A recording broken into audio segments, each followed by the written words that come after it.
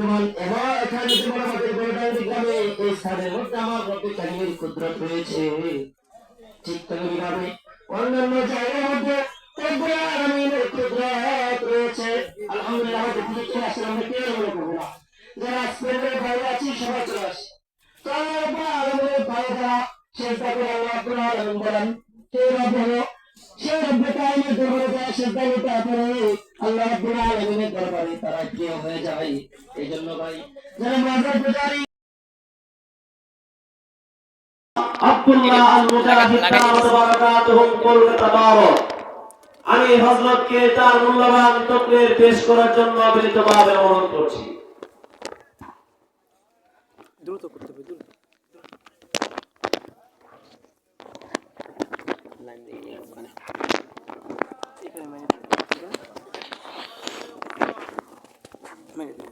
ওরকম না, এরকম এরকম।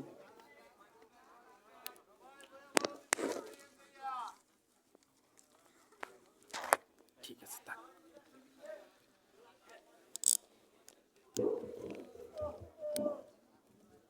সাউন্ড সেটিংয়ে যান, সেটিংয়ে যান, আপনি সেটিংয়ে যান, আমি সেটিং করে নেব। Hello, sound clear? সাউন্ড ওকে আছে, আলহামদুলিল্লাহ, ঠিক আছে। আসসালামু আলাইকুম ওয়া রাহমাতুল্লাহি ওয়া বারাকাতুহু। কেমন আছেন সবাই? ইমানের বলে বলিয়ান তো? হ্যাঁ, আলহামদুলিল্লাহ। এত রাত্রে এই শীতে আপনারা এখনো এই কোরআনের বাগিচায় এসে বসেছেন, এর অর্থ এটাই আপনাদের ইমানের বল পাওয়ার সমতুল্য, ঠিক কিনা? এই সময় আপনি এই গ্রামে তো একা না, একা বলেন, আরো কত শত মানুষ আছে এখানে, কিন্তু অনেকেই এখনো ঘুমিয়ে আছে, কেউ বা চলে গিয়েছে, কিন্তু আপনি জান নাই। শয়তানের সমস্ত ধোঁকাকে উইথড্র করে শয়তানের পাছায় একটা লাথি মেরে আপনি এখনো ময়দানে টিকে আছেন, তার মানে আপনি ইমানের বলে বলিয়ান, ঠিক কিনা? আমরা মুসলমান, আমাদের শিক্ষা হলো এটাই, ধর্মীয় শিক্ষা হলো এটাই, আমরা কখনো কাউকে আক্রমণ করব না, কিন্তু তুমি যদি আমাকে মারতে আসো তোমার হাড় গোড় ভাঙ্গে ছেড়ে দেব। ভারতের সাথে এটাই করতে হবে, ভারত এটাই করতে চাচ্ছে, আপনারা সবাই জানেন। আজ থেকে প্রায় ৩৭ বছর আগে আমাদের লক্ষ কোটি মুসলমানের কলিজার টুকরা বাবরি মসজিদকে ওরা ভেঙে দিয়েছিল, ঠিক কিনা বলেন? সেই বাবরি মসজিদ গত ৩ দিন আগে আবার তৈরি হচ্ছে, ঠিক কিনা? আপনি জানলে অবাক হবেন, আপনারা হয়তো ইতিমধ্যে অনেক ভিডিও পেয়ে গিয়েছেন, ভিডিও দেখেছেন না, কিভাবে মানুষ বাবরি মসজিদ তৈরিতে এগিয়ে এসেছে। এর দ্বারা এটাই বোঝা যাচ্ছে যে ৩৭ বছর ধরে মুসলমানের কলিজায় যে আগুনটা জ্বলে জ্বলে ছিল, নিভু নিভু ছিল, বাবরি মসজিদ তৈরি করার সময় সেই আগুন অগ্নিগিরির রূপে রূপান্তরিত হয়েছে, ঠিক কিনা? লাগবে ৩০০ কোটি। আপনি জানলে অবাক হবেন, মাত্র ৩ দিনে বর্তমানে এখনকার নিউজ অনুযায়ী ৫০৭ কোটি টাকা হয়ে গেছে। মানুষ ইট দিচ্ছে, কেউ পরিশ্রম করবে, যে রাজমিস্ত্রি সে বিনা পারিশ্রমিকে সেখানে কাজ করবে, মানুষ নিজেরা অন্তর থেকে সেখানে ঝাঁপিয়ে পড়েছে। যেহেতু আপনারা বাংলাদেশের বাসিন্দা, আপনারা তো যেতে পারবেন না, পারবেন? তবে আপনাদের জন্য সুখবর আছে, ২০২০ সালে আল্লামা মামুনুল হক সাহেব উনিও একটা বাবরি মসজিদ কিন্তু স্থাপনা করেছিল, সেটা তখন ভাইরাল হয় নাই। উনি গতকাল সংবাদ সম্মেলনে এই বাবরি মসজিদ আবার তৈরি করার জন্য এই দেশের জনগণকে আহ্বান করেছে। ভারতের মুসলমান যেভাবে ভারতের বাবরি মসজিদ তৈরিতে এগিয়ে এসেছে, আপনারা বাংলাদেশের মুসলমান বাংলাদেশের বাবরি মসজিদে এগিয়ে যাবেন। রাজি আছেন সবাই? যার কাছে যা আছে তাই নিয়ে বাবরি মসজিদ তৈরি করতে হবে। আমরা কাফের মুশরিকদের দেখিয়ে দিতে চাই, তারা যদি একটা মসজিদ ভাঙে, একটা মসজিদ তৈরি করে, আমরা বিনিময়ে 100 মসজিদ তৈরি করব। তারা যদি একটা মুসলমানের গায়ে হাত দেয়, আমরা বিনিময়ে লক্ষ কাফেরকে হত্যা করে ফেলবো। আমি শুরুতেই বলেছিলাম, মুসলমান কখনো আক্রমণ করে না, কিন্তু আঘাতপ্রাপ্ত হলে সেটাকে প্রোটেক্ট করে। ঠিক কিনা? ঠিক কিনা? ভারতের দাদাগিরি এই দেশে আর চলবে না। দাদাগিরির দিন শেষ রে বাবা। ভারতের যে দালাল, সে লেজ গোটায় পালিয়েছে। ঠিক কিনা জোরে বলেন? নেক্সট টাইম কাউকে এই দেশের দালাল হতে দেওয়া যাবে না। ভারতের দালালি কেউ সহ্য করব না। ভারতের দালালি করে যদি কেউ ক্ষমতায় আসতে চায়, তবে শুনে রেখো, তোমাদের ক্ষমতায় আসতেও দেব না, থাকতেও দেব না। ভারতের আবার দিন তাকবীর, আবার দিন।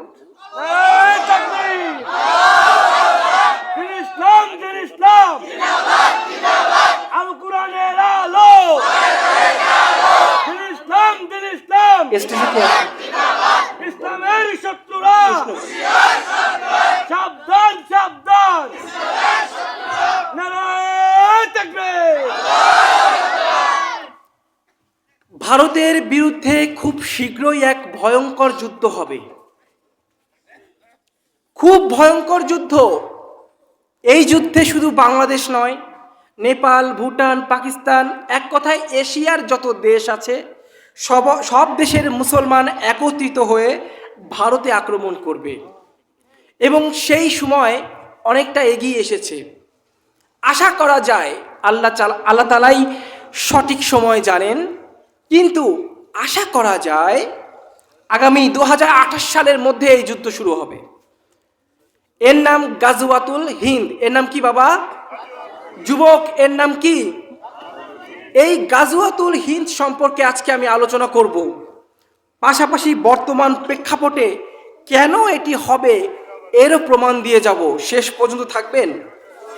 থাকবেন তো ইনশাল্লাহ?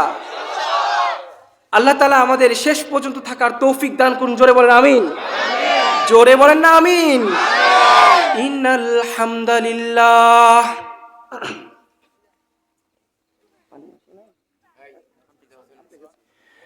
আলহামদুলিল্লাহি নাহমাদুহু ওয়া নাস্তাঈনুহু ওয়া নাস্তাগফিরুহু ওয়া নু'মিনু বিহি ওয়া নাতাওয়াক্কালু আলাইহি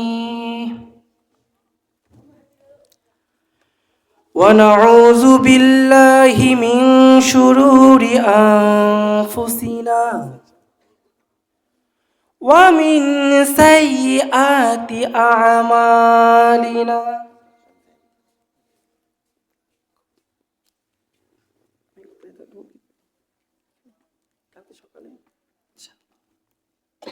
আমার কলিজার টুকরা হুজাইফা ভাই, উনি বিদায় নিলেন। ওনার আরও একটা প্রোগ্রাম আছে, সেখানে উনি যাবেন। তার জন্য সবাই দোয়া করবেন। তার সাথে আমার বন্ধুত্ব হয়েছে ফেসবুকের মাধ্যমে। আসলে এখন তো অনলাইনের যুগ, তাই না? এই জন্য ভারত থেকে এখানে উনি আমাকে আমন্ত্রিত করেছে। ওনার নিজস্ব মাদ্রাসাতেও উনি আমাকে আমন্ত্রণ জানিয়েছিলেন। তো তার জন্য সবাই দোয়া করবেন, কেমন?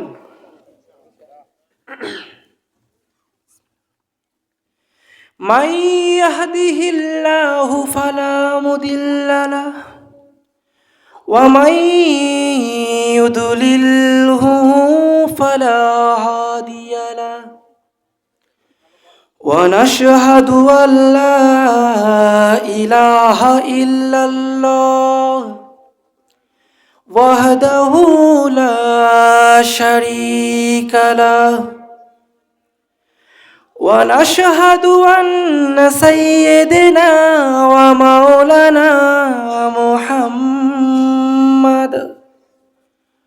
সাল্লাল্লাহু তাআলা ওয়া আলা آله وأصحابه وبارك وسلم أرسله بالحق بشيرا ونذيرا অনেক গরম ঠান্ডা পানি মিশিয়ে দিন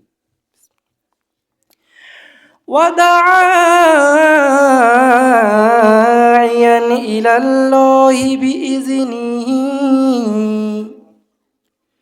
وسراجا منيرا وقال الله تعالى في كلامه المجيد والفرقانه الحميد أعوذ بالله من الشيطان الرجيم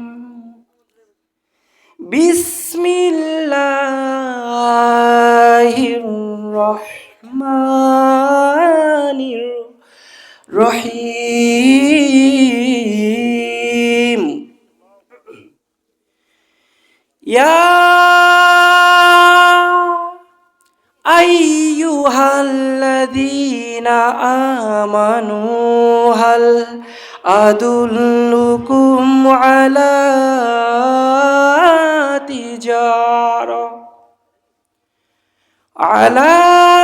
تجارة تنجيكم من عذاب أليم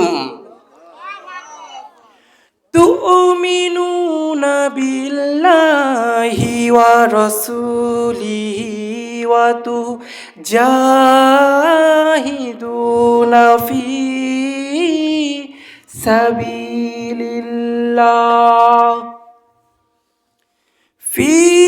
سبيل الله بأموالكم وأنفسكم ذلكم خير لكم إن كنتم تعلمون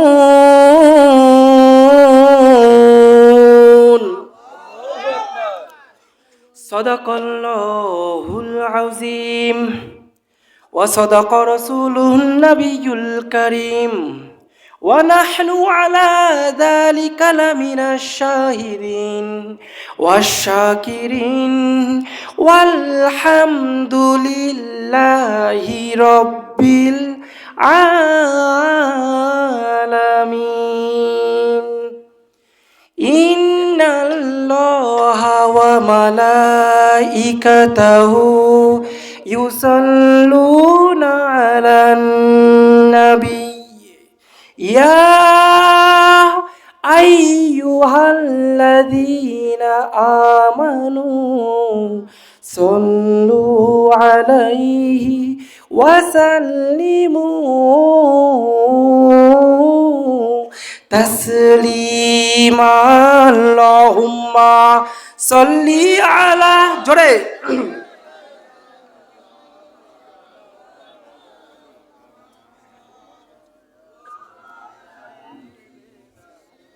আরো ঠান্ডা পানি বসবে ঠান্ডা পানি নিয়ে আসেন আপনি একটা গ্লাস সহ নিয়ে আসেন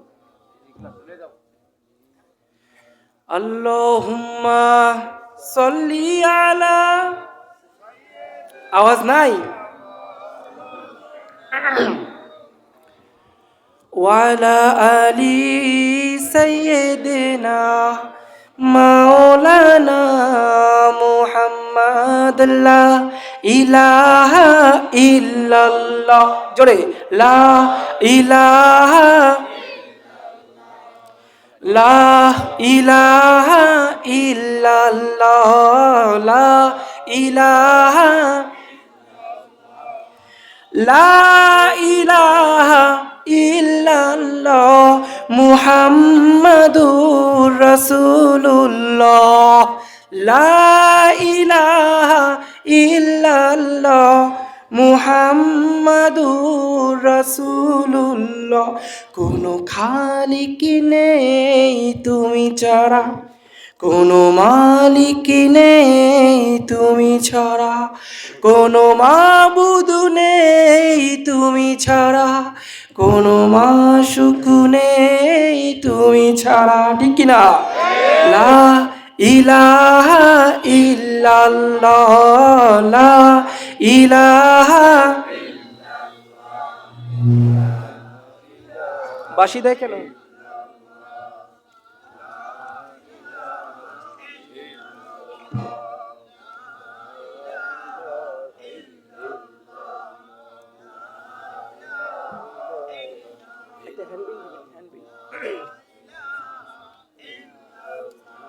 লা ইলাহা ইল্লাল্লাহু মুহাম্মাদুর রাসূলুল্লাহ সাল্লাল্লাহু। আধপাকিয়া দক্ষিণপাড়া জামে মসজিদ ও যুব সমাজের উদ্যোগে আজকের এই বিশাল ইসলামী মহাসম্মেলন, উক্ত সম্মেলনের সম্মানিত সভাপতিবৃন্দ, সহসভাপতি, প্রধান মেহমান, আমন্ত্রিত ওলামায়ে কেরাম, বিশেষ অতিথিবৃন্দ, আমার সামনে উপস্থিত দিন দরদি প্রাণপ্রিয় তাওহীদি জনতা, পর্দার আড়ালে মা ও বোনেরা, যে যেখান থেকে এই মুহূর্তে আমার এই কণ্ঠ শুনতে পারছেন, সবাইকে আমি আমার অন্তরস্থল থেকে জানাচ্ছি আরও একবার আসসালামু আলাইকুম ওয়া রাহমাতুল্লাহি ওয়া বারাকাতুহু। আজকের এই মাহফিলে আপনি এসেছেন, মহান আল্লাহ খুশি, এই মাহফিল কমিটি খুশি, বক্তা খুশি, আপনারা সবাই খুশি, ঠিক কিনা বলেন? কিন্তু নারাজ একজন, সে কে? সে কে? শয়তান।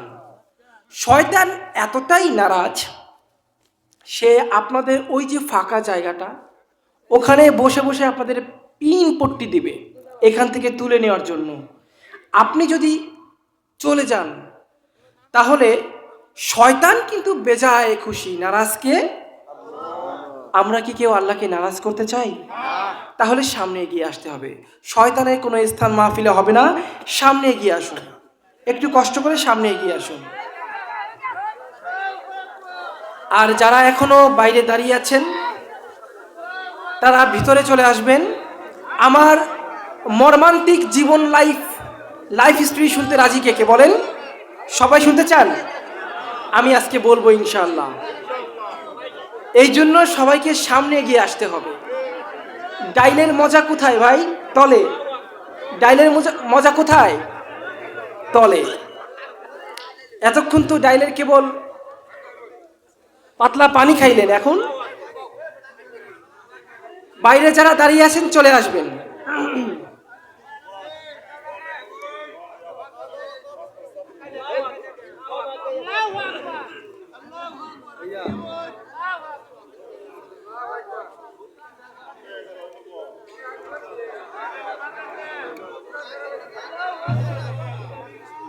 আমি তো আপনার দেশের কেউ না, আপনার দেশের মেহমান, ঠিক কিনা? তাই রোজ রোজ কিন্তু আমার দেখা পাবেন না। এক সময় দেখা যাবে আপনাদের অঢেল টাকা আছে, কিন্তু আমাকে আনতে পারবেন না, কারণ আমি এই দেশের না। চাইলেই কি আসতে পারবো? ফেব্রুয়ারিতে অসংখ্য মাহফিল আসতেছে, কিন্তু ফেব্রুয়ারিতে আমি থাকবো না। তাই মাহফিলগুলো এই ময়মনসিংহেরই প্রায় 7-8টা মাহফিল আমি ক্যান্সেল করে দিছি। থাকবো না, তাই আসা হবে না। জানুয়ারি পর্যন্ত আসি। আর বর্তমানে ভারত বাংলাদেশ যে অবস্থা, তাতে আগামীতে আল্লাহ তাআলা ভালো জানেন দুই দেশের অবস্থা কোন দিকে দাঁড়াবে, ঠিক কিনা বলেন? পাপী মরে 7 ঘর নিয়ে। পাপী কয় ঘর নিয়ে মরে? আমরা ভারতের লোকেরা কই, মা হাসিনা তুমি তোমার দেশেই তো ভালো ছিলা, আমাদের ঘাড়ে আইসা কেন উঠলা? এখন আমাদের ঘাড়ে উঠার কারণে ওই দেশেও এখন মারাত্মক সমস্যা। কলকাতায় আমরা যারা ব্যবসায়ী আছি, বিশেষ করে যারা হোটেল ব্যবসায়ী, যারা ইলিশ ব্যবসায়ী, পেঁয়াজ রসুন বিভিন্ন আমদানি এই দেশ থেকে করে, তারা এখন না খেয়ে মরার মতো অবস্থা। কারণ আপনারা সব বন্ধ করে দিচ্ছেন, ঠিক কি না? বন্ধ করছেন কার জন্য? হাসিনার লইয়া, ঠিক না? তা পাপি মূল্য কয় ঘর নিয়ে? হ্যাঁ,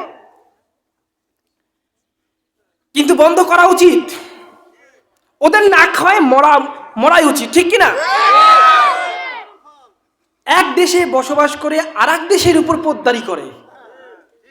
এই দেশের মানুষ কি খেতা কম্বল গায়ে দিয়ে ঘুমোয় থাকে নাকি? হ্যাঁ, তোমরা যা ইচ্ছা তাই করবা আর এরা মেনে নিবে। 16 বছর তো মেনে নিয়েছে, ঠিক কিনা বলেন? কিন্তু এখন তো আর সেই দাদাগিরি দেখালে হবে না। নরেন্দ্র মোদীর তো বোঝা উচিত। হ্যাঁ, নরেন্দ্র মোদী এখন বিপদে পড়ছে, আরো বুঝবে। তবে আপনারা যারা বাংলাদেশের মানুষ, তাদের কাছে 2 হাত জোর করে কই, আপনারা সব রপ্তানি করছেন, ঠিক আছে, কিন্তু আপনাদের বাড়িতে এখনো কিছু জিনিস আছে যেগুলো আপনারা ফেলাই দেন।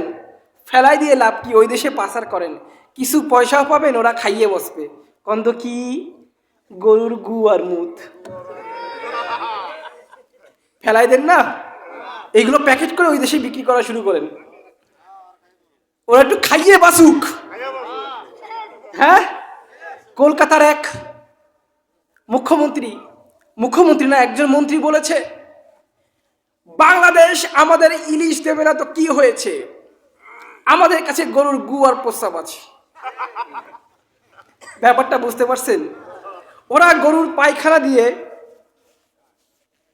আলুর চপ বানায় খায়, গায়ে সাবান বানায়, আবার কেউ আলুর চপ পর্যন্ত লেট করে না, থালা একখান নিয়ে বসে থাকি ওইখানে, কবে পড়বে আর কবে খাবো। এটাই হওয়া উচিত। মুসলমানের বিরুদ্ধে গেলে, মুসলমানকে না খাওয়ায় মারার চেষ্টা করলে তোদের ওই মুত আর গু খাইয়েই বাঁচতে হবে। কি ঠিক কিনা বাবা?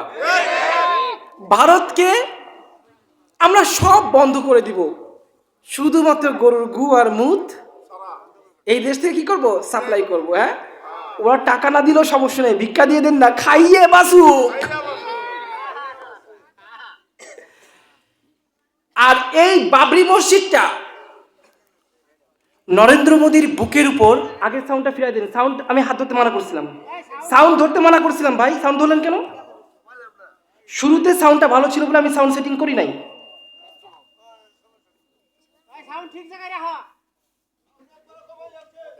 হ্যালো, ঠিক আছে, এবার ঠিক আছে। আপনার চেহারার মতোই সুন্দর সাউন্ডটা, আল্লাহ নয় কবুল করুন, বলেন আমিন।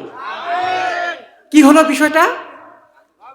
এই বাবরি মসজিদ করার কারণে আমার মনে হয় নরেন্দ্র মোদী দিনে কমপক্ষে 70 বার পায়খানা করা শুরু করছে। কারণ ওরা কল্পনাও করতে পারে না 300 কোটি টাকা, 300 কোটি টাকা, বাবা বুঝতে পারছেন কত টাকা? টাকা না, রুপি। এই দেশে প্রায় 600 কোটি টাকা, প্রায় 600 কোটি টাকা। এই টাকা উঠে গেছে 3 দিনের মাথায়, 507 কোটি টাকা উঠে গেছে। এখনো তো সময় বাকি। নরেন্দ্র মোদীর মাথায় হাত না?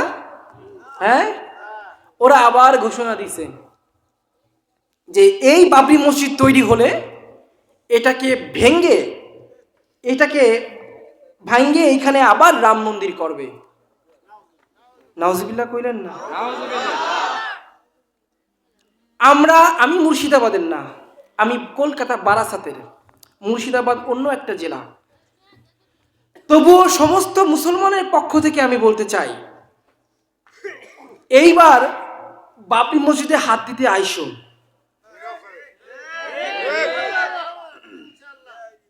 ধুতি খুইলে ওইখানে দড়ি একটা বাইন্দে ঝুলাই রেখে দেব।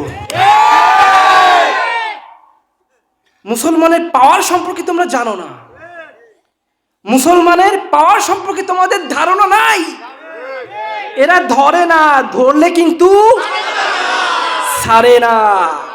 সেই ধরার সময় সামনে আসতেছে রাসূল পাক সাল্লাল্লাহু আলাইহি ওয়াসাল্লাম একদিন পূর্ব দিকে ফিরে দীর্ঘ নিঃশ্বাস নিচ্ছেন।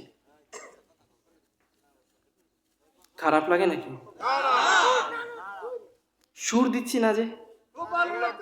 খুব ভালো লাগতেছে। আমি তো বাইরের দেশের বক্তা, ভারতে কিন্তু সুর চলে না। আমি ভারতের স্টাইলে কথা বলতেছি, তাই না? এখন আপনি চায়না থেকে যদি আমাকে আনতেন, আমি যদি চায়নার বক্তা হইতাম, তাহলে আমি কিভাবে বয়ান করতাম? আমি তো আমার ভাষায় কথা বলবো, আপনি বোঝেন বা না বোঝেন তাতে আমাকে চাই।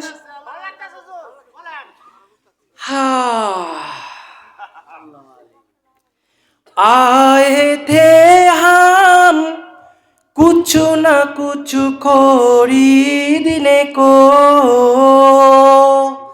जैसे हो रोशन मेरे कल्ब रूहो,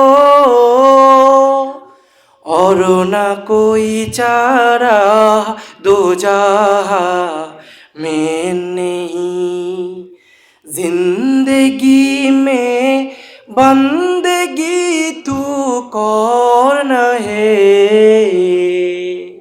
जिंदगी बे बंदगी शर्मिंदा है। दुनिया में हो दुनिया का तलबगार न हो, बाजार से गुजार हो खरीदार न हो, ये दुनिया के मिसले कागज फूल है। ये दुनिया के मिसले कागज फूल है, जिंदगी में बंदगी तू कौन है, जिंदगी बे बंदगी शर्मिंदा है। बाबा খারাপ লাগে? ভালো লাগে? ভাইরা আমার, একদিন রাসূল পাক সাল্লাল্লাহু আলাইহি ওয়াসাল্লাম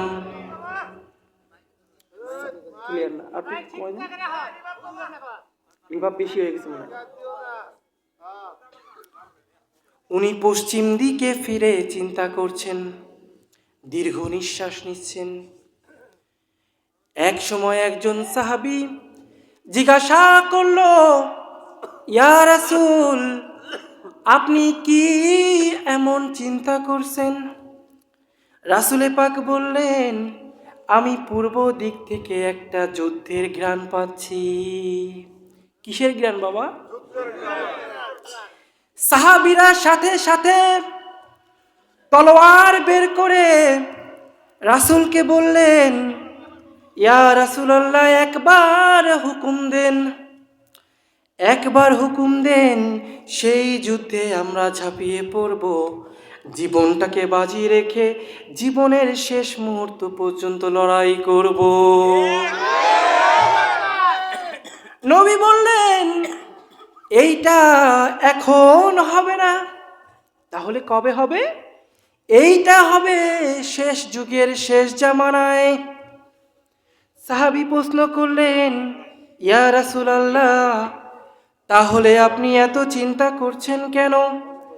তখন কি মুসলমানের সংখ্যা কম থাকবে, নাকি মুসলমান নিরস্ত্র থাকবে? মুসলমান কি দুর্বল থাকবে? রাসূল বললেন, না না, তখন মুসলমান তোমাদের তুলনায় ৩-৪ গুণ বেশি থাকবে, তোমাদের থেকেও বেশি শক্তিশালী হবে। তাহলে কেন চিন্তা করছেন? রাসূল বললেন, তখন মুসলমান বেশি থাকবে, এটা ঠিক, কিন্তু মুসলমানের ভিতর ঈমান থাকবে না। এক মুসলমান আর এক মুসলমানকে হত্যা করবে, ঠিক কিনা বলেন? একটা মুসলমান দেশে যদি আক্রমণ হয়, অন্য অন্য মুসলমান দেশগুলো সেইগুলো তাকিয়ে তাকিয়ে দেখবে, কিচ্ছু করবে না। আমরা এর উদাহরণ দেখতে পেরেছি ফিলিস্তিনি হামলায়, ঠিক কিনা? সেখানে হামলা হলো, লক্ষ লক্ষ মুসলমানকে হত্যা করা হলো। আমি আপনাদের কাছে জানতে চাই, যতগুলো মুসলমান রাষ্ট্র আছে সবাই যদি একজোট হয়ে ওই ইসরায়েলকে হামলা চালায়, ইসরায়েলের কোনো চিহ্ন থাকবে পৃথিবীতে? থাকবে না। তা সত্ত্বেও আজও মুসলমান এক হয় নাই, নিজের স্বার্থের কারণে। আপনি জানলে অবাক হবেন, আমি নাম বলবো না, এমন এমন কিছু মুসলমান রাষ্ট্র আছে, ইসরায়েল ফিলিস্তিনে হামলা করছে আর সেই অস্ত্র এরা বিক্রি করতেছে। নাউজুবিল্লাহ কইলেন না? এমন এমন মুসলমান রাষ্ট্র আছে যেগুলো তেল সাপ্লাই করেছে। আপনারা নিউজ দেখেছেন না? শেষ যুগে যত কুফরি রাষ্ট্র সব এক হয়ে যাবে, আর আমরা মুসলমান রাষ্ট্রগুলো পৃথক পৃথক হয়ে যাব। রাসূলের সেই ভবিষ্যৎবাণী কি এখন মেলে না? মেলে কিনা বলেন? মুসলমান দেশের সরকার মুসলমানদের বিরুদ্ধেই ষড়যন্ত্র করবে, ঠিক কিনা বলেন? এর বড় প্রমাণ আপনার এই দেশেই হয়েছে। 16 বছর একটা দল, তাদের সমস্ত পদক্ষেপ ছিল এই দেশের মুসলমানের বিরুদ্ধে, কিভাবে মুসলমানকে ধ্বংস করা যায়, এটাই ছিল তাদের মূল ষড়যন্ত্র, ঠিক কিনা বলেন? জিনিসপত্রের দাম বেড়ে গেছে, পেঁয়াজের দাম বেড়েছে। আপনি একটা দেশের প্রধানমন্ত্রী, আপনার উচিত ছিল পেঁয়াজের দাম কমানো, ঠিক কিনা? আপনি কি বললেন? পেঁয়াজ ছাড়াও তো রান্না করা যায়, তার মানে দাম কমাবো না, তোরা পেঁয়াজ ছাড়া রান্না করে খা। উনি আবার নাকি পেঁয়াজ ছাড়া রান্না করে খাইতো। মাংসের দাম বাড়ছে, আপনার কি উচিত ছিল? মাংসের দাম কারা বাড়াইছে খোঁজ নিয়ে বন্ধ করা। আপনি তা করলেন না। আপনি কি করলেন? মাংসের বদলে কাঁঠাল খাওয়ার পরামর্শ দিলেন। কাঁচামরিচের দাম বেড়েছে, আপনি কাঁচামরিচের দাম কমালেন না, বরং কি বললেন? কাঁচামরিচ শুকায়ে ফ্রিজে রাখতে হবে, আবার বের করে সিদ্ধ করলে সে কাঁচামরিচ আবার কাঁচা হয়ে যাবে, তখন সেইগুলো খাবেন। একটা দেশের প্রধানমন্ত্রী এমন হয় নাকি বাবা? বেগুনের দাম বাড়ছে, আপনি বেগুনের দাম কমাবেন না? আপনি কি করলেন? বেগুনের বদলে কুমড়ো দিয়ে বেগুনি বানায় খান, ঠিক কিনা বলেন? এর অর্থ কি এটাই না যে ওরা এদেশের মানুষকে, বিশেষ করে মুসলমানকে না খাওয়াই মারতে চাইছিল? হ্যাঁ এ বাবা, এই দেশের যুবকরা অনার্স মাস্টার্স করে চাকরি পায় না, পায় বলেন? আর আমার ভারতের 8 পাস 9 পাস ছাত্ররা এসে এই দেশে চাকরি করে, সরকারি পর্যায়ের বড় বড় স্থানে ওরা চাকরি করে। জানেন কতজন? 16টা বছর এই দেশে প্রায় 24 লক্ষ ভারতের লোক কাজ করছে, কিন্তু এই দেশের মুসলমানরা চাকরি পায় না। চাকরি না পেয়ে যখন কোনো যুবক ফুটপাতে একটু দোকান দেয়, অথবা ইজি বাইক কিনে চালায়, অথবা যে কোনো একটা ব্যবসা শুরু করে, তৎকালীন নেতারা কোনো একটা অজুহাতে সেইগুলোকে বন্ধ করে দেয়, ঠিক কিনা বলেন? ইজি বাইকগুলোকে ধরে ধরে আটকায় রাখে, টাকা দাও ছাইড়ে দেবে। তার মানে আইন বলতে কিছু নাই, টাকা হইলে আইন বিক্রি হয়ে যায়। এই দেশের যুবকরা চাকরি পায় না, তাদেরকে বাইরের দেশে সাপ্লাই করা হয়। বাইরের দেশে গিয়ে একটা মানুষ কি করে? জজ হয় না ব্যারিস্টার হয়? হ্যাঁ, কামলা খায় না? কামলা কাটে না? কামলা খাটে। কামলা খাইতে পরিশ্রম করে যে টাকা পাঠায়, সেই টাকা পর্যন্ত ওরা মাইরে খাইছে, ঠিক কিনা বলেন? আমি কি মিথ্যা বলতেছি? আওয়ামী লীগের কোনো কুত্তা থাকলে এখান থেকে বের হয়ে যান। আওয়ামী লীগের কোনো কুত্তা যদি এখানে থাকে, এখান থেকে বের হয়ে যান। এখানে আমরা কেউ ভারতের দালাল না, কথা হবে সোজা সোজা সাপটা, ঠিক কিনা? এখানে যারা বসে আছেন তারা কারো দালালি করার জন্য বসে নাই, আর আগামীতে যারা দালালি করবে তাদের পক্ষে এরা নাই, ঠিক কিনা? দালালদের পক্ষে আমরা থাকবো না, আমরা বাংলাদেশের দালাল হব। আমরা কিসের দালাল বাবা? বাংলাদেশের দালাল, আমরা ভারতের দালাল নয়। তো বিগত সরকার ঠিক এই কাজগুলোই করেছে, ঠিক কিনা জোরে বলেন? তো রসুল বললেন যে শেষ জামানায় অনেক মুসলমান থাকবে, কিন্তু সেখানে গাদ্দার বেশি থাকবে। এক একটা গাদ্দার একটা দেশকে শেষ করে দেবে, একটা দেশের মুসলমানকে ধ্বংস করে দেবে। খারাপ লাগে না? যুবক কয়জন আছেন হাত তোলেন তো? মাশাআল্লাহ, হাত নামান। মুরব্বী মুরব্বী কয়জন আছেন হাত তোলেন? মুরব্বী নেই মনে হয় তেমন। আচ্ছা, বিয়ে করছেন কারা কারা হাত তোলেন তো? মাশাআল্লাহ, হাত নামান। বিয়ে করেন নাই কারা কারা? পিচ্ছি বাচ্চা, তোমরা যে বিয়ে করো না এটা আমিও জানি, হাত নামো তুমি। আর কারা করেন নাই দেখি? আপনি একা বিয়ে করেন নাই? ঠিক আছে, সংখ্যা বড় কোনো বিষয় না। আমরা দেখতে চাই এই যে কয়েকটা সেক্টর আমি ভাগ করলাম, কার গলায় কেমন জোর। মুরব্বী যারা আছেন একটু কাশি দেন, একটা তাকবীর হবে, লিল্লাহে তাকবীর। যারা বিয়ে করেন নাই তারা একটা তাকবীর দিবেন, লিল্লাহে তাকবীর। যারা বিয়ে করছেন তারা একটা দেন তো, লিল্লাহে তাকবীর।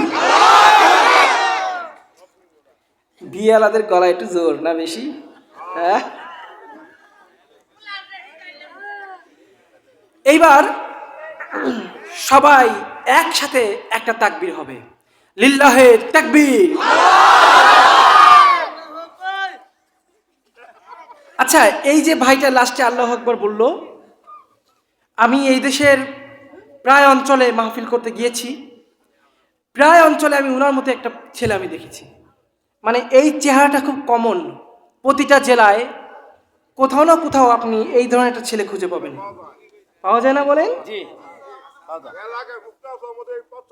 আছে না? আল্লাহ, তার মানে আল্লাহর কেমন সৃষ্টি দেখেছেন? একই রকম হুবহু ফটোকপি কতগুলো সৃষ্টি করেছে, তাই না? তাই নাকি? তা তো জানি না। ভাইরা আমার, বলছিলাম ভারতের সাথে যুদ্ধ হবে। এই যুদ্ধে জয়ী হওয়ার জন্য আপনার ভেতর কিছু কোয়ালিটি থাকতে হবে, কিছু কন্ডিশন থাকতে হবে, কিছু যোগ্যতা থাকতে হবে। তা না হলে আপনাকে আল্লাহ তাআলা শহীদ হিসেবে কবুল করবে না। আচ্ছা, আপনারা যারা এখানে আছেন, আপনি কি চাইলেই সেনাবাহিনী হতে পারবেন? চাইলেই কি পুলিশ হতে পারবেন? পারবেন না। কেন? সেনাবাহিনী হতে হলে কিছু কনফিগার থাকতে হয়, ঠিক কিনা বলেন? সেনাবাহিনী বা পুলিশ হতে হলে কিছু কন্ডিশন থাকতে হয়, বডি স্ট্রাকচার থাকতে হয়, তাদের মাপ থাকতে হয়, ফিটনেস থাকতে হয়, শিক্ষিত হতে হয়, তাই না? সব কিছু সেট আপে যদি মেলে তবুও তো আর এই দেশে চাকরি হয় না, তখন লাগে ঘুষ। তখন কি লাগে? ঘুষ। কিন্তু ঘুষ তো কোনো যোগ্যতা না। ঘুষ কোনো যোগ্যতা? ঘুষ বাদ দিলে আপনার কিন্তু এইসব যোগ্যতা থাকতে হবে। তাহলে আমি যদি আপনাকে প্রশ্ন করি, আপনি আল্লাহর সেনাবাহিনী হবেন, ইসলামের জন্য যুদ্ধ করবেন, আপনার কি কোনো যোগ্যতা লাগবে না? নাকি এমনি এমনি আল্লাহ কবুল করে নেবে? হ্যাঁ, এমনি এমনি কবুল করবে? যোগ্যতা লাগবে ভাই। যোগ্যতা ছাড়া আপনি আল্লাহর কাছে কোনোভাবেই গ্রহণযোগ্য হবেন না। এক নাম্বার যোগ্যতা, নবীর প্রতি মোহাব্বত থাকতে হবে। আমরা কি নবীকে ভালোবাসি? মদিনায় যেতে কে কে চাই? হাত তোলেন তো। আল্লাহ সবাইকে কবুল করুন। মদিনার নাম কত মধু,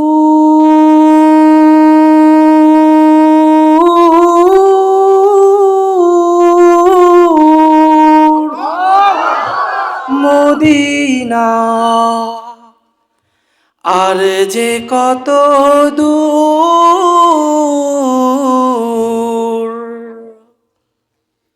মদিনা নাম কত মধু,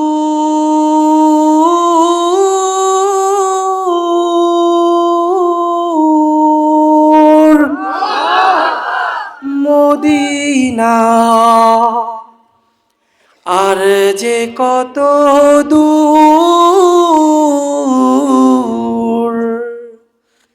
সেই মদিনার পথের ধুলামি, সেই মদিনার পথের ধুলামি মাখতে পারলাম না, মদিনা যাইতে পারলাম না, মদিনা দেখতে পারলাম না।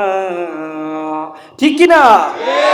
আমি অসহায় তাই এত দূরে রই, আমি অসহায় তাই এত দূরে রই, শুধু সালাম জানাই যাইতে পারলাম না, মদিনা দেখতে পারলাম না। সেই মদিনায় যাওয়ার জন্য আল্লাহ আমাদের সবাইকে কবুল করুন। জোরে বলেন না আমিন। মদিনার সামনে গিয়ে রাসূলের কাছে বিচার দিতে চাই। এই সব গাদ্দাররা মুসলমানের সাথে কি কি করেছে সরাসরি রাসূলের কাছে আমরা বিচার দিতে চাই। ঠিক কি না? রাসূলের কাছে বলতে চাই, ইয়া রাসূলুল্লাহ, কিয়ামতের মাঠে এই গাদ্দারদের শাফায়াত আপনি করবেন না। এই গাদ্দাররা এই দেশের মুসলমান, এই দেশের আলেমদের উপর যে অত্যাচার করেছে, ইয়া রাসূলুল্লাহ, এরা আপনার উম্মত হতে পারে না। সরাসরি বিচার দেব কার সামনে? আল্লাহ তাআলা আমাদের সবাইকে কবুল করুন। জোরে বলেন না আমিন। রাসূলের সামনে গিয়ে বিচার না দেওয়া পর্যন্ত দোয়া আমাদের কবুল হবে না। দোয়া আমাদের কবুল হয় না। হয় বলেন? হয়। হয় না কেন? ওই কারণ একটা, আমাদের ঈমান, আমাদের মুহাব্বত নবীর উপর নাই। নবীকে আমরা ভালোবাসি না, শুধু মুখে মুখে বলি ভালোবাসি ইয়া রাসূলুল্লাহ, আসলে তা নয়। আল্লাহ তাআলা বলেন, ইয়া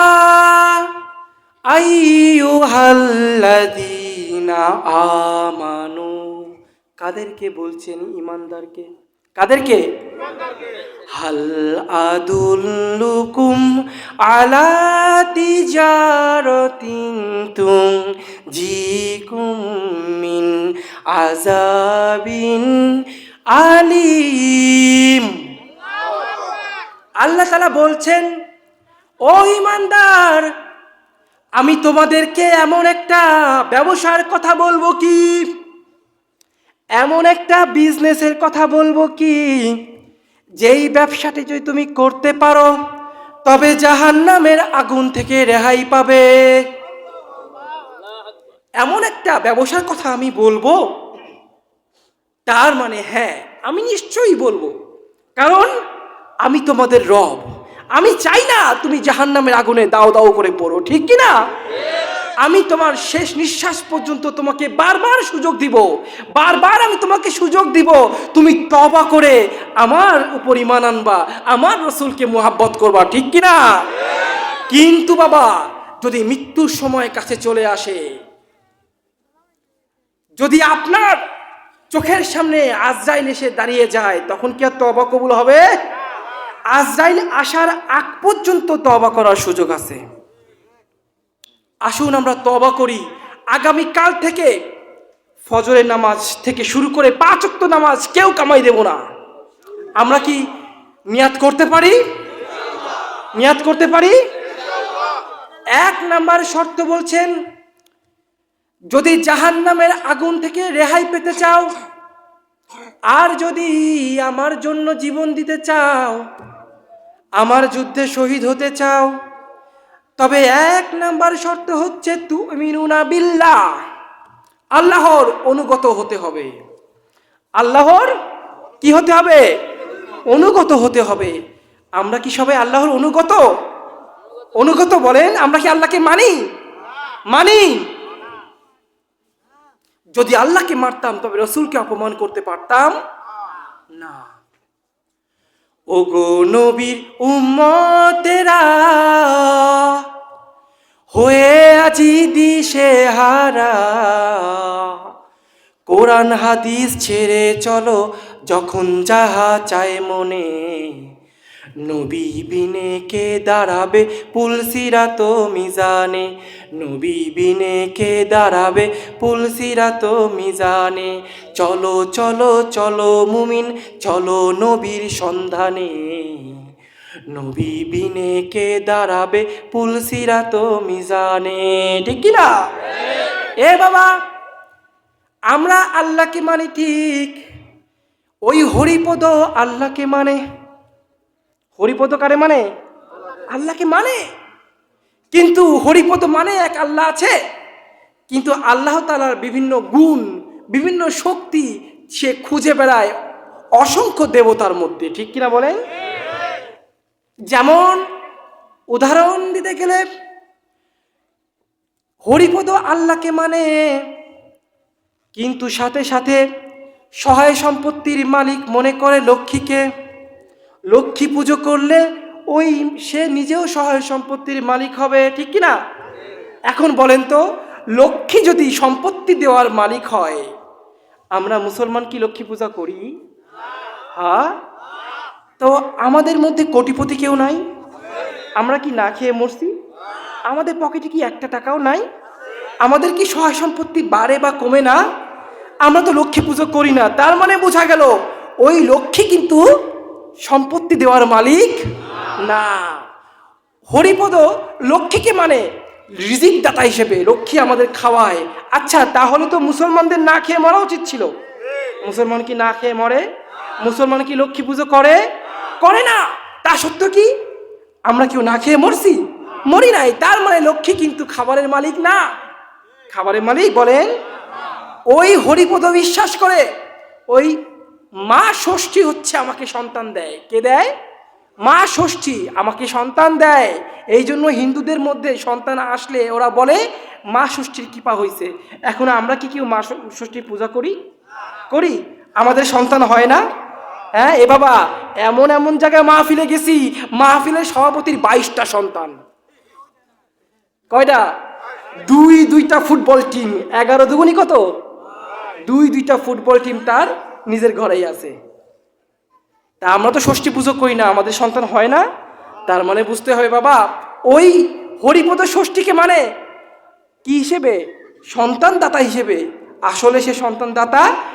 আপনি আমি মুসলমান, আমাদের ঈমান হবে কার উপরে? কার উপরে? আল্লাহ তাআলা বলছেন তুমিনুনা বিল্লাহ, আল্লাহর অনুগত হও। খাওয়ায় কিডা? সন্তান দেয় কিডা? রিজিক দেয় কিডা? আমরা মুসলমান এখন আল্লাহর উপর বিশ্বাস নাই। সন্তান হয় না বলে ছুটে যাই মাজারে। যাই কিনা বলেন? পীর সাহেব বাবার দরবারে গিয়ে বলি একটা সন্তান দাও। কি বলি না? ওই হরিপদ মা ষষ্ঠীর কাছে সন্তান চায়। আর আপনি মুসলমান, আপনি চান কার ধারে? মাজারের ধারে। ওই হরিপদ কাফের, আপনি কি তাহলে?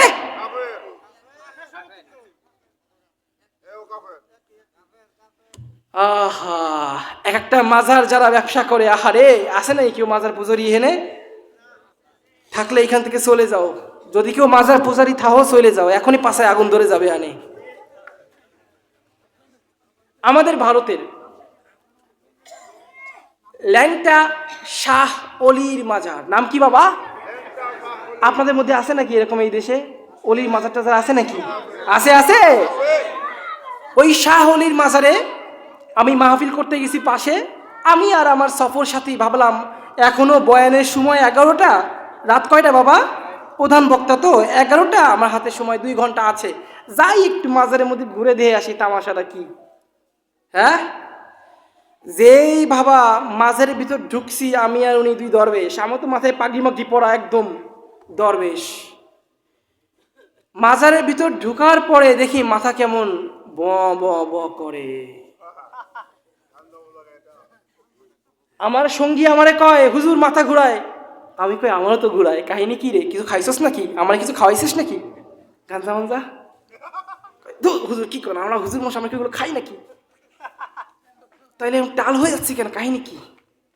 আর একটু দূরে আগায় দেখি কি এক দরবেশ বসে আছে, হাতে কি নিয়ে জলে আর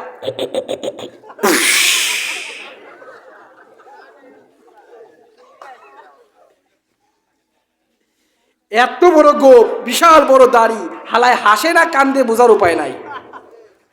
সারা শরীরে কাপড় নাই, ওই নাট বল্টুর জায়গায় একটু লাল কাপড় বাঁধা,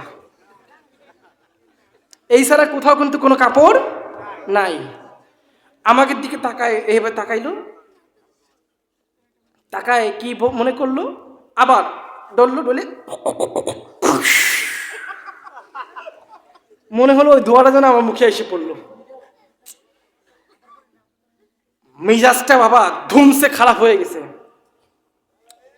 আমি কই তাড়াতাড়ি চলো, ইমান আমল যতটুক আছে, এখন তো ওয়াজ করবো ইমান আমলের, যতটুক আছে তাও যাবে আনে, তাড়াতাড়ি চলো। পরে মাহফিলে গিয়ে ভাইরা আমার না কয়ে ভাইকে কবানি বোনেরা আমার, কারণ টাল হয়ে মাহফিলে উঠলে কি অবস্থা হবে? হ্যাঁ, খাজার নামে মাজারে কইরা বাড়াহে যারা খাজার শাহান, দিনে করে ভণ্ডামি আর রাত্রে মারে গাঞ্জাইটা। ঠিক কিনা বাবা? খাজার নামে মাজারে কইরা মারাহে যারা খাজার শান, দিনে করে ভণ্ডামি আর রাত্রে মারে গাঞ্জাইটা। দাড়ি টুপির নেই রে খবর, আছে শুধু চুল, হাইগে মুতে নেয় না পানি, সে আসে কে রাসূল। ঠিক কিনা?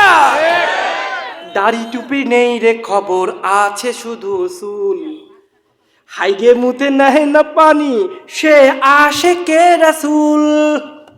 ভণ্ড পীরের মুরিদ যারা, ওরা হলো সর্বহারা, ভণ্ড পীরের মুরিদ যারা, ওরা হলো সর্বহারা, আমল সব ধ্বংস হবে, থাকবে না তাদের ঈমান, দিনে করে ভণ্ডামি আর রাত্রে মারে। কইলেন না একসাথে? দিনে করে ভণ্ডামি আর রাত্রে মারে। এই হচ্ছে বাবার মাজারের অবস্থা। ওই মাজারে গিয়ে তুমি সন্তান চাও? হ্যাঁ,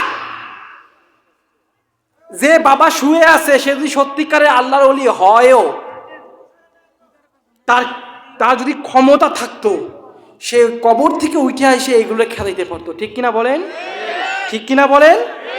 এটাই প্রমাণ করে ওই কবরে যে শুয়ে আছে সে যদি শাহ আব্দুল কাদের জিলানিও হয়, তার কোনো পাওয়ার নাই। তবে তার ওসিলায় আপনি আল্লাহর কাছে চাইতে পারেন, ওসিলা দিয়ে, কিন্তু কবর জিয়ারত করার উদ্দেশ্যে আপনি চাইতে পারবেন না। আমরা আহলে সুন্নাত ওয়াল জামাতের আকীদা, কবর জিয়ারত করার উদ্দেশ্যে আপনি যেতে পারবেন না। হ্যাঁ, যাচ্ছেন প্রতিমধ্যে শাহজালালের আপনার দরগা বেঁধে গিয়েছে, আপনি যান, দোয়া করুন, তার জন্য দোয়া করুন, তার ওসিলায় নিজের জন্য দোয়া চান, কিন্তু তার কাছে আপনি কিছু চাবেন, সাথে সাথে আপনি কাফের হয়ে যাবেন। কি হবেন বাবা? কাফের হয়ে যাবেন, সরাসরি কাফের। মাজারের কাছে আমরা কখনো কিছু চাবো না। ঠিক কিনা বলেন? আর জানেন মাজারে বাউল গান হয়। মাজারে কি হয়? এদেশের বাউলরা তাদের বেয়াদবির চরম সীমায় পৌঁছে গিয়েছে। ঠিক কিনা জোরে বলেন? এই দেশে বিগত 16 বছর থাকা অবস্থায় আমাদের ঘাড়ের উপর চাপিয়ে দেওয়া হয়েছিল একজনকে, সে নাকি আমাদের জাতির পিতা। নাউজুবিল্লাহ কইলেন না? সে কি আমাদের জাতির পিতা? জাতির পিতা কে? জাতির পিতা কে? বলবো, রাগ হবেন না তো? জাতির পিতা ইব্রাহিম, শেখ মুজিব ঘোড়ার ডিম। জাতির পিতা ইব্রাহিম, শেখ মুজিব। জোর হলো না? আরো জোরে। জোর হলো না? আরো জোরে। শেখ মুজিব। এই জন্য বিগত সরকার পালানোর সাথে সাথেই আমরা দেখেছি শেখ মুজিবের মূর্তি ভেঙ্গে ওই মূর্তির উপরে দেশের জনগণ প্রস্তাব করেছে। কাউকে নিয়ে অতি বাড়াবাড়ি করবেন না। মুসলমানের ইমান আকিদার উপরে হামলা চালিয়ে মুসলমানের ইমান আকিদাকে ধ্বংস করতে যেই চাবে তার মুন্ডু চিরচ্ছেদ করে আমরা তার মুন্ডুতে প্রস্তাব করব। এই দেশ 16 কোটি মুসলমানের দেশ। এই দেশ 360 আউলিয়ার দেশ। এই দেশ হাজার হাজার লক্ষ কোটি হাফেজের দেশ। এই দেশ নরেন্দ্র মোদীর নয়। তাই নরেন্দ্র মোদীর কোনো বেল এখানে হবে না। ভারতের কোনো দালালি এ দেশে চলবে না। ভারতের দালালি যদি করো তোমাকে ক্ষমতায় আসতেও দেব না, ক্ষমতায় থাকতেও দেব না। খারাপ লাগে, শেষ করে দেব। চলতেই থাকবে। হ্যাঁ, ফজর পর্যন্ত চলবে। ফজর পর্যন্ত কে কে যাবেন হাত তোলেন।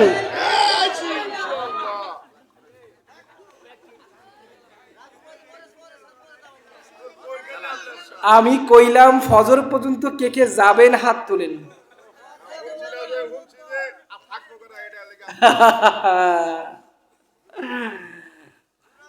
আল্লাহ, আর 5 মিনিট।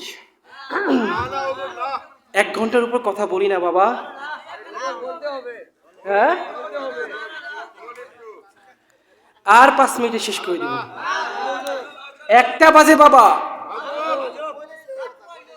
হ্যাঁ, 2টা পর্যন্ত।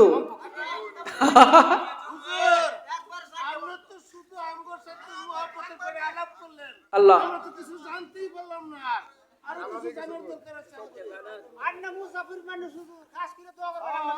অবশ্যই অবশ্যই অন্তর থেকে দোয়া করব। আর সমস্যা একটাই, মাহফিল জমাই দিলে এই একটা বিপদে পড়ে যাই।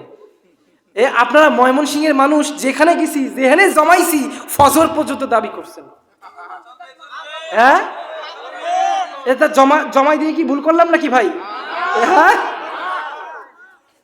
মজা পাই এখন আমাদের ছাড়বেন না? হ্যাঁ হ্যাঁ, ফজর পরে তারপর যাবেন। তাহলে আগামীকালকের মাহফিলে আমি বয়ান করবো কেমনে জানেন? ভাইরা আমার, আল্লাহ বলে তোমরা আল্লাহর রাস্তায় চলো। কারণ ফজর পর্যন্ত বয়ান করাইলে কি গলা টেকবে আমার?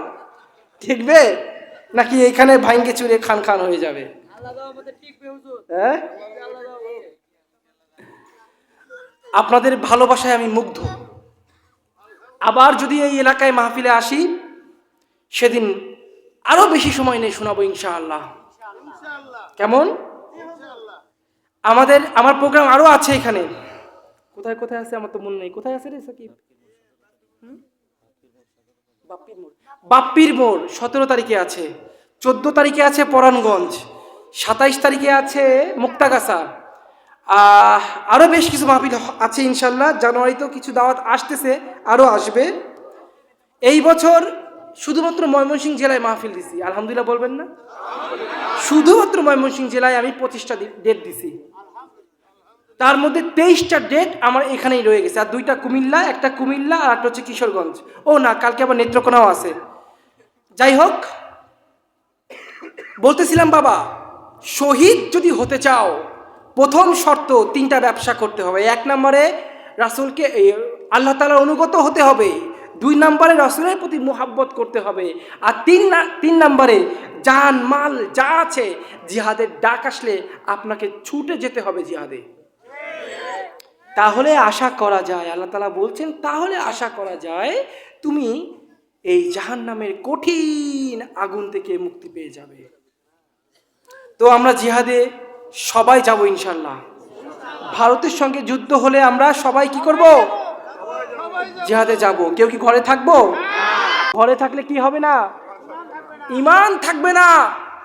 এই যুদ্ধে যদি আপনি যান, আপনার মর্যাদা হবে বদর যুদ্ধে যারা শহীদ হয়েছে তাদের মতো। সুবহানাল্লাহ। আর যদি গাজী হয়ে ফিরত আসেন, তবে আপনার আমল নামার জিম্মাদারি কে হবে? আপনি শুনলে অবাক হবেন, যদি গাজী হয়ে ফিরত চলে আসেন, তবে আপনাকে দিয়ে আল্লাহ তাআলা কোনো কবিরা গুনাহ করাবে না। সুবহানাল্লাহ কইলেন না? সুবহানাল্লাহ কইলেন না? তবে এই যুদ্ধ এত ভয়ঙ্কর, এত ভয়ঙ্কর, সামান্য কিছু মানুষ শেষ পর্যন্ত যুদ্ধ চালিয়ে যাবে এবং বিজয় লাভ করবে। আর 3 ভাগের 1 ভাগ মানুষ পালায়ে যাবে, 2 ভাগ মানুষ শহীদ হয়ে যাবে। আমাদের পায়ের গোড়ালি পর্যন্ত মুসলমানের রক্তে ভেসে যাবে। বাবা গো, এই যুদ্ধে, সামনে যে যুদ্ধ আসতেছে ভারতের সাথে, এই যুদ্ধে দুটো পায়ে পড়ি, ঘরে থাকেন না। আল্লাহর হাত থেকে যদি বিনা হিসাবে জান্নাতে যাইতে চান, এই একটাই উপায় আছে, সেটা হলো শহীদ। শহীদি মৃত্যু ছাড়া, শহীদি মৃত্যু ছাড়া কোনোভাবেই আল্লাহর কাছ থেকে আপনি পার পাবেন না। একবার যদি শহীদ হয়ে যান, আল্লাহ আল্লাহ, আপনি যে কাপড়ে শহীদ হবেন সেই কাপড়েই আপনাকে দাফন করা হবে। আপনাকে হয়তো গুলি করে হত্যা করবে, না হয় আপনাকে চাকু দিয়ে কুপাবে। বাইরের মানুষ দেখবে আপনার অনেক কষ্ট হচ্ছে, বাস্তবে তা নয়। হাদিসের বর্ণনা অনুযায়ী যে ব্যক্তি শহীদ হয়, তাকে তখন যে আক্রমণটা করা হয়, আঘাতটা করা হয়, সেই আঘাতের যে যন্ত্রণা, সেটা হচ্ছে পিঁপড়ার কামড়ের মতো। মানে হিন্দু কাফেররা যদি আপনাকে জবাই করে, আপনার অনুভূত হবে একটা পিঁপড়া আপনার কামড় দিছে। সুবহানাল্লাহ কইলেন না? শহীদ হওয়ার আগেই আপনার সামনে জান্নাত এসে হাজির হয়ে যাবে। শহীদে মৃত্যু একটু পরেই হবে, তার আগেই আপনার সামনে আপনার যে 71টা বউ আছে, কোথায় আছে? 71টা কি আছে? বউ আছে। এটাকে আরবিতে বলা হয় হুর। এটারে কি বলা হয়? এই বউ এসে আপনার সামনে নাচানাচি করবে। চোখের সামনে যখন জান্নাত দেখতে পারবেন, তখন আপনাকে কুপাইলো, কে আপনাকে বোমবাস্ট করলো, আপনার সাথে সেই ফিল আসবে না। যেরকম অনেকে আছে নেশা করলে গায়ে ছুরি কাটলেও মানুষের ফিল হয় না, আছে না এমন? ওই সময় এমনটা হবে। আপনি তো শহীদ হয়ে গেলেন, যে কাপড় দিয়ে আপনি কি করলেন, ও বাবা, যুদ্ধ করেছিলেন, ওই কাপড় দিয়ে আপনাকে দাফন করা হবে। গোসল দেওয়া হবে না। গোসল দিলে রক্ত কি হবে? ধুয়ে যাবে, তাই গোসল দেওয়া হবে না। কবরে তো গেলেন, এইবার তো সওয়াল জবাব হবে নাকি? হ্যাঁ না বাবা, কোনো সওয়াল জবাব নাই। সুবহানাল্লাহ কইলেন না? কোনো সওয়াল জবাব নাই। কবরে গেছেন, কিছুক্ষণ ওয়েট করছেন, ফেরেশতা আসে না। ফেরেশতা কই? কিরামান কাতিবিন কই? নাই, আসে না। আপনি অবাক হয়ে তাকায় আছেন, কি ব্যাপার, ফেরেশতা আসে না কেন? আমার কি সওয়াল জবাব দিবে না? কিছুক্ষণের মধ্যে জান্নাতের মিউজিকে আপনার কবরটাকে জান্নাত বানায় দেবে। আর আপনাকে বলা হবে এখন ঘুমাও। এখন কি? এই এক ঘুমে হাসরের ময়দানে। এ বাবা, হাসরের ময়দানে সবাই ন্যাংটা।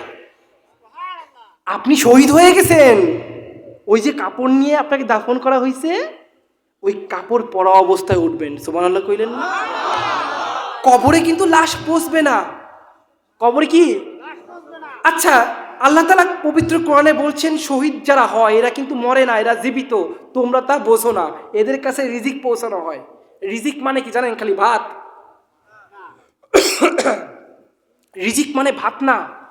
একটা মানুষের জন্মের পর থেকে কবরে যাওয়ার আগ পর্যন্ত বেঁচে থাকার জন্য যা যা লাগে সব কিছুর নাম রিজিক। বউ বাচ্চা, কাপড় চোপড়, খানা দানা, অক্সিজেন থেকে শুরু করে যা যা লাগে, পানি, সব রিজিক। এখন লাশ যেহেতু পচবে না, তার মানে শরীর রক্তকণা থাকবে। গায়ের মাংস পচবে না, ঠিক কিনা? তার মানে আপনার খাবার খাওয়া লাগবে, ওই খাবারটা আসবে জান্নাত থেকে। সুবহানাল্লাহ কইবেন না? বউ বাচ্চা রিজিকের মধ্যে পড়ে, আপনার বউ বাচ্চাকে আল্লাহ তাআলা কবরে দেখা করাবে। সুবহানাল্লাহ কইলেন না? আপনার বউ বাচ্চার দায়িত্ব সরাসরি আল্লাহ নেবে ফেরেশতার মাধ্যমে। আপনার আয় ইনকাম নাই, আপনি শহীদে চলে গেছেন, মানে যুদ্ধে চলে গেছেন, শহীদ হয়ে গিয়েছেন, সংসারে আয় করার মতো কেউ নাই, কসম খোদার আল্লাহ তাআলার পক্ষ থেকে ফেরেশতা এসে আপনার আয়ের ব্যবস্থা করে দিবে। এটাকে বিশ্বাস করার নাম ঈমান, বিশ্বাস না করলে আপনি জ্যান্ত কাফের। হাদিসকে অমান্য করলে কি? হ্যাঁ এ বাবা, আপনি তো জীবিত হয়ে ঘুমায় আছেন, উঠলেন কোথায়? হাসরে উঠলেন কোথায়? এ পুলসিরাত লাগবে না? হ্যাঁ, আপনার জন্য পুলসিরাত বিদ্যুতের গতিতে পার হয়ে যাবেন। এ বাবা, আল্লাহ তাআলা তো বিচারের কাঠগড়ায় দাঁড় করাবে, তাই না? দাঁড় করাবে না? সবাইকে দাঁড় করাবে কিনা? এ বাবা, আপনি শহীদ হয়ে গেছেন, আপনি শহীদ, আপনার কোনো বিচার নাই, আপনার কোনো হিসাব নাই। ওই দিন সবার আগে প্রথম যে কাতার, প্রথম 2 কাতার থাকবে শহীদ। প্রথম 2 কাতার কি? শহীদ। আল্লাহ তাআলা বিশাল এক মঞ্চে উঠবেন, বিচারের মঞ্চে উঠে বলবে, সামনে এরা কারা? ফেরেশতারা বলবে, এরা আপনার রাস্তায় শহীদ হয়েছে। আল্লাহ বলবেন, এরা এখানে কি করছে? তাড়াতাড়ি জান্নাতে পাঠাও, আর ওদেরকে জান্নাতে পাঠাও, তারপরে হিসাব শুরু হবে। এর থেকে সম্মান কি আর চান? হ্যাঁ এ বাবা, ওই হাসরের ময়দানে সূর্য থাকবে 1 বিঘত উপরে, মানে মগজগুলো গলে গলে কোথা থেকে পড়বে? নাক কান থেকে গলে গলে পড়বে। আপনি শহীদ, সূর্যের তাপ বিন্দুমাত্র আপনার গায়ে লাগবে না। আরশে আজিমের নিচের ছায়ায় যে 7 শ্রেণী মানুষ ছায়া পাবে, তার মধ্যে একজন শহীদ, শহীদের মৃত্যু যারা পাবে। আল্লাহর হাত থেকে বাঁচতে হলে আমি চিন্তা করলাম, এই শহীদ হওয়া ছাড়া কোনো উপায় নাই। হিসাব দিতে গেলে আমরা সবাই ধরা। এবার ঠিক কিনা বলেন? হিসাব দিতে গেলে আমরা সবাই ধরা, যত বড় পীর হই না কেন, হিসাব দিতে গেলে ধরা, ঠিক কিনা? কিন্তু শহীদের তো কোনো হিসাব নাই। আমার দোয়া কিন্তু কবুল হয়, আমি যা যা দোয়া করি তা একটু দেরিতে হইলেও কবুল হয়। আমি মুসলমান হওয়ার পর দোয়া করেছিলাম, আল্লাহ তোমার জন্য সব যখন ছাড়তে পারছি, এই জীবনটাও বিসর্জন দেব, তুমি আমাকে গাজওয়াতুল হিন্দে শহীদ করো। আল্লাহ যদি চায়, আপনাকে আমাকে ইনশাল্লাহ সবাইকে এই শহীদের খাতায় নাম লিখাই দিন, বলেন আমিন। এই পৃথিবীতে বাঁচতে চাই না, এই পৃথিবী ধোঁকাবাজের জায়গা। जिंदगी एक प्यास बनकर रह गई, जिंदगी एक प्यास बनकर रह गई, उसको तू दिल में तुझसे प्यार ना होगा हो सके। अल्लाह अकबर। हम वफा करके भी तन्हा रह गए, हम वफा करके भी तन्हा रह गए, दिल के अरमां आंसू में बह गए, दिल के अरमां आंसू में बह गए। ঠিক কিনা? এই পৃথিবী ধোঁকাবাজের জায়গা, এখান থেকে যদি বাঁচতে হয় তাড়াতাড়ি কবরে যাইতে হবে, আর কবরে যদি যাইতে হয় ইসলাম গ্রহণ করে মুসলমান হয়ে যাইতে হবে। আর মুসলমান হয়ে যদি কবরে যাইতে পারেন, ওই কবরটা হবে জান্নাতের বাগিচা, আর জান্নাতের বাগিচায় যদি একবার পৌঁছাতে পারেন, এক ঘুমে কোথায়? হাসর। এক ঘুমে কি? হাসরের ময়দানে ঘুম থেকে উঠে আপনি শহীদ, আপনি চলে যাবেন কোথায়? জান্নাতে। আপনার ইহজগৎ পরজগতের সময় শেষ, হিসাব শেষ। আল্লাহ তাআলা আমাদের সবাইকে গাজওয়াতুল হিন্দে শহীদ হওয়ার তৌফিক দান করুন, বলেন আমিন। জোরে বলেন আমিন। ওয়া আখিরু দাওয়ানা আনিল হামদুলিল্লাহি রাব্বিল আলামিন। গজল অনেকগুলো গাইছি।